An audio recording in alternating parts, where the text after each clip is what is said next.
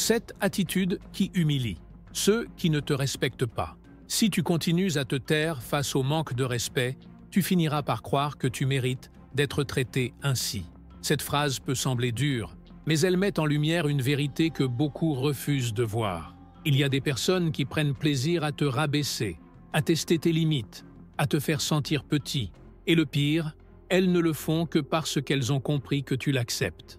Tu entres dans un lieu en cherchant la paix, et soudain quelqu'un lâche une blague méchante, un regard de mépris, un commentaire déguisé en opinion, et ça te transperce comme un couteau. À l'intérieur, tu te demandes « Pourquoi font-ils ça avec moi ?» La réponse peut être douloureuse, parce que tu n'as pas encore montré jusqu'où les autres peuvent aller avec toi. Aujourd'hui, je vais te montrer 7 attitudes qui font taire, désarment et humiliant. Oui, ceux qui ne te respectent pas, sans crier, sans s'abaisser, uniquement par la posture. Et celui qui t'a manqué de respect y réfléchira à 2 fois avant de recommencer. Ces attitudes sont comme des miroirs. Elles montrent à l'autre sa propre lâcheté et te rendent la dignité qu'on t'a enlevée. Aujourd'hui, je vais t'expliquer exactement quoi faire quand tu réalises qu'on te traite comme si tu valais moins. Avant de commencer, assure-toi d'avoir déjà appuyé sur le bouton « J'aime » si tu es une personne de bien qui déteste la méchanceté humaine. Si tu le souhaites, commente ainsi « Qui sème la méchanceté récoltera la souffrance ». Maintenant, j'ai besoin que tu sois très attentif à ce récit, car il va t'aider à mieux comprendre le thème d'aujourd'hui. Caroline était une femme tranquille, de celle que tout le monde décrit comme « trop gentille ». Elle travaillait depuis des années dans le même bureau à Paris, aidait toujours ses collègues, ne se mêlait jamais au commérage et acceptait tout en silence, y compris les blagues de mauvais goût. Un des managers, appelé Vincent, adorait tester ses limites. Il faisait des remarques sur son apparence, questionnait ses décisions en public et la mettait plusieurs fois dans des situations embarrassantes lors des réunions, toujours sous prétexte de plaisanter ou de sincérité. Les collègues voyaient bien, mais personne ne disait rien. Et Caroline, par peur de perdre son emploi ou de paraître antipathique, se taisait aussi, jusqu'au jour où quelque chose a changé. Pendant une réunion, Vincent lança une nouvelle provocation, se moquant du rapport que Caroline avait rédigé. Tous la regardèrent, s'attendant à un sourire timide et à une tentative de justifier une erreur qui n'existait même pas. Mais cette fois, ce fut différent. Elle inspira profondément, le fixa droit dans les yeux et, d'une voix calme, dit simplement « Vincent, as-tu remarqué à quel point tes paroles sonnent irrespectueuses devant tout le monde ?» Le silence fut immédiat. Sans crier, sans se justifier, elle s'était contentée de questionner. À partir de ce jour-là, Caroline adopta d'autres attitudes qui transformèrent complètement l'ambiance. Elle ne s'expliquait plus trop, gardait ses distances avec ceux qui ne la respectaient pas et laissa comprendre qu'elle ne dépendait de l'approbation de personne. Résultat, le respect qu'elle n'avait pas exigé par des mots s'imposa par sa posture. Numéro 1. Ne te justifie pas trop. Tu n'as rien à prouver à ceux qui ont déjà décidé de te manquer de respect. Trop expliquer, c'est comme donner tes armes à l'ennemi. Ça donne l'impression que tu demandes la permission d'exister. Chaque fois que quelqu'un t'attaque et que tu te précipites pour te justifier, tu montres de l'insécurité et celui qui ne te respecte pas le sent de loin. Les personnes abusives se nourrissent de ton besoin d'approbation. Quand tu expliques chaque détail, chaque décision, chaque choix, l'autre comprend qu'il a du contrôle sur toi. Et c'est là que le manque de respect grandit. Car si tu ressens le besoin de tant t'expliquer, c'est peut-être que toi-même tu doutes de ta valeur, non? Mais quand tu réponds simplement par le silence, par un regard ferme ou par un « je ne vois pas la nécessité d'expliquer », la réaction change. La personne se sent déstabilisée, car son pouvoir sur toi disparaît. C'est plus humiliant que n'importe quel cri ou dispute. Souviens-toi, celui qui est sûr de ce qu'il fait n'a pas besoin de se justifier tout le temps. Ta valeur réside dans ta fermeté, pas dans tes mots. Dès que tu cesses de te justifier, tu commences à te protéger de la manipulation émotionnelle. Et celui qui tentait de te contrôler perd la partie. Numéro 2. Reste poli, mais sans montrer d'intimité. Ce point est subtil, mais extrêmement puissant. Quand quelqu'un te manque de respect et que tu réponds par des cris ou de l'agressivité, tu te mets à son niveau. Mais quand tu gardes la politesse, avec un bonjour ferme et un regard serein, sans faux sourire, sans chercher à te rapprocher, tu montres clairement que tu es maître de toi et que tu n'acceptes plus d'être traité comme une ordure. Cette attitude, c'est comme dresser un mur invisible. Tu restes poli, mais la porte de ton cœur est fermée. Plus de bavardage, plus de place pour les plaisanteries ou les commentaires venimeux. Et tu sais ce que ça provoque? De l'insécurité chez l'autre, parce qu'il perd l'accès émotionnel qu'il utilisait pour t'atteindre. Les personnes toxiques comptent sur ta fragilité émotionnelle. Elles veulent te voir essayer de maintenir le lien, d'agréer, de t'expliquer. Mais quand tu restes ferme, courtois et distant, le manque de respect perd sa scène. Tu cesses d'être une victime facile. Tu as déjà vécu ça. As-tu déjà dû être froid avec quelqu'un qui prétendait être proche, mais ne faisait que te blesser? Commente ci-dessous. Ton témoignage pourrait aider d'autres à se libérer aussi. Numéro 3. Questionne plutôt qu'accuser. Quand quelqu'un te manque de respect, la réaction la plus courante est de pointer du doigt, d'accuser, de rendre la douleur. Et ça peut sembler juste, mais ce n'est pas efficace. Car en accusant, tu transformes le face-à-face en guerre et celui qui t'a offensé se défend. La conversation devient une dispute et tu perds le contrôle. Mais en questionnant, tu désarmes. Au lieu de dire « tu me manques toujours de respect », dis « tu t'es rendu compte que ce que tu viens de dire peut sembler offensant ». L'impact est totalement différent.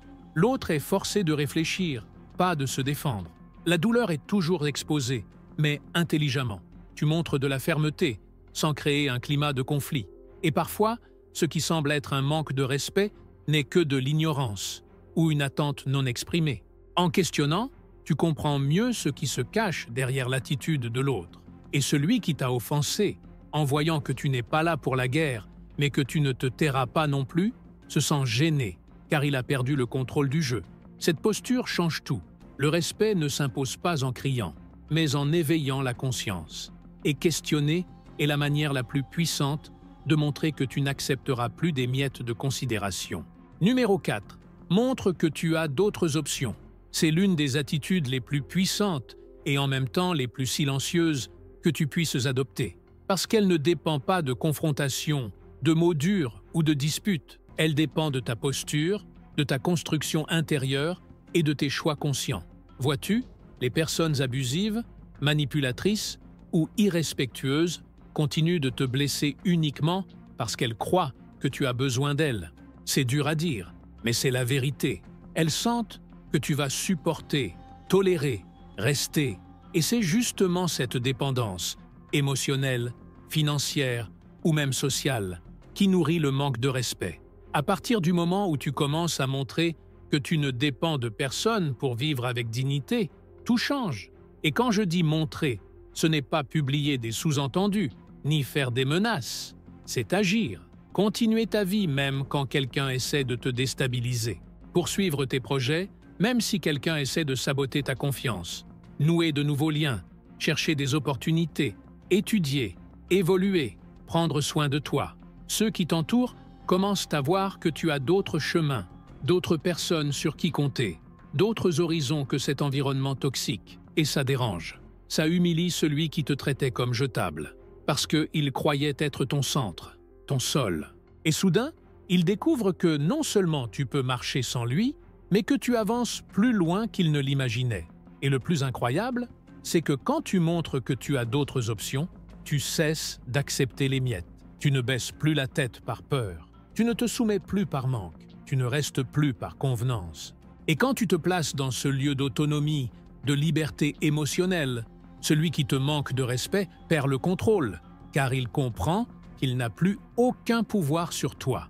Ce genre d'attitude transforme ton énergie, et plus que des mots ou des confrontations, ça fait comprendre à l'autre « tu n'es pas ma dernière option, ni l'unique ». Et ça, pour l'arrogant, c'est la pire des défaites. Numéro 5. Fais comprendre que tu n'as pas besoin de plaire. Beaucoup tombent dans le piège de vouloir toujours être gentil, de dire oui à tout, de peur de sembler grossier, de déplaire, d'être mal interprété. Mais le prix est élevé. On finit par te voir comme faible, manipulable disponible pour être exploité. Et celui qui ne te respecte pas voit ça comme un laissez-passer pour t'utiliser encore plus. Quand la personne réalise que tu fais tout pour plaire, elle teste tes limites. Elle demande des faveurs absurdes, fait des blagues offensantes, exige ta présence dans des situations inconfortables. Et le pire, tu acceptes par peur d'être rejeté. Et c'est là que le respect disparaît. Mais quand tu changes de posture et commences à poser des limites, quelque chose de puissant se produit. Tu cesses de sourire quand tu es fatigué. Tu apprends à dire non sans culpabilité. Tu comprends que tu n'as pas besoin d'être accepté par tout le monde et qu'il n'y a rien de mal à déplaire à ceux qui déjà ne te traitent pas avec considération. La liberté commence quand tu comprends que tu n'es pas né pour être un paillasson. Être poli n'est pas être soumis. Être gentil n'est pas être permissif. Celui qui connaît sa propre valeur ne cherche pas à plaire à tout le monde, car il sait que ceux qui comptent vraiment n'exigent pas de sacrifices injustes pour t'accepter. Et voici une vérité, certaines personnes s'éloigneront quand tu cesseras de plaire. Mais crois-moi, ce sont exactement celles qui ne devraient pas être proches. Parce que ceux qui te respectent vraiment restent même quand tu dis non. Numéro 6. Soutiens le regard sans détourner. C'est un geste simple, mais à l'impact émotionnel profond. Quand quelqu'un te manque de respect, il s'attend généralement à ce que tu baisses la tête, détourne le regard, montre de la soumission. C'est un réflexe inconscient de ceux qui sont habitués à intimider. Mais quand tu soutiens le regard, même en silence, tu envoies un message clair. Je n'ai pas peur de toi. Le regard ferme n'a pas besoin d'être agressif.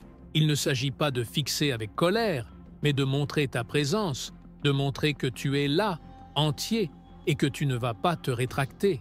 C'est une réponse qui déconcerte celui qui voulait t'humilier, car il attendait de l'insécurité, s'attendait à ce que tu fuis, que tu te taises.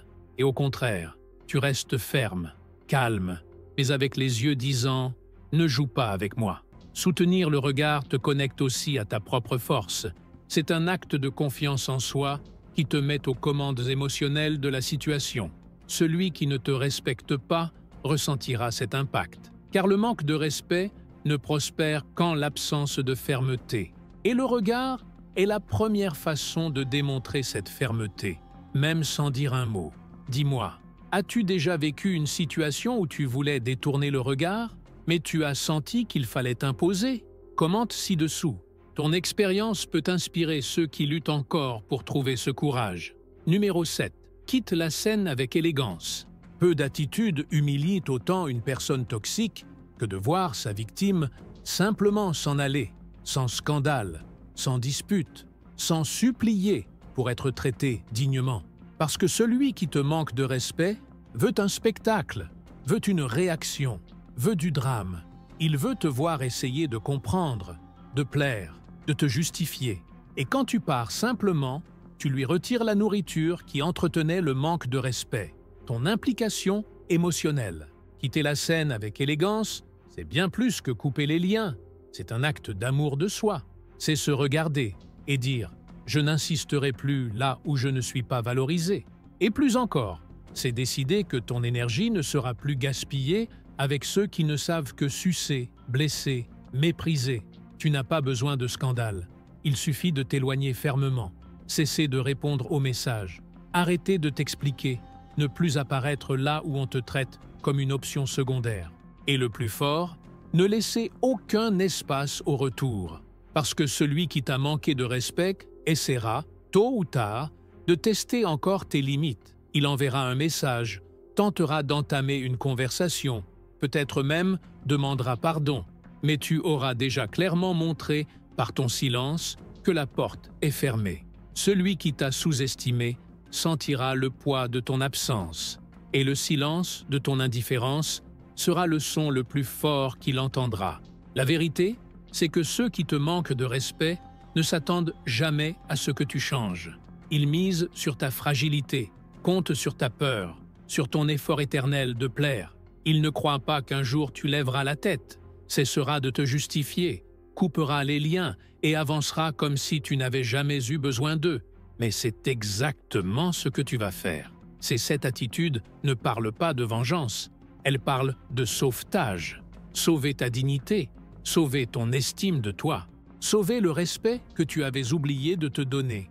Et la plus grande humiliation pour celui qui t'a blessé est de voir que tu es devenu une version de toi-même si forte, si lucide et si ferme qu'il n'y a plus de place pour le manque de respect. Tu n'as pas besoin de crier, ni de te battre, ni de t'expliquer. Tu as juste besoin de te positionner.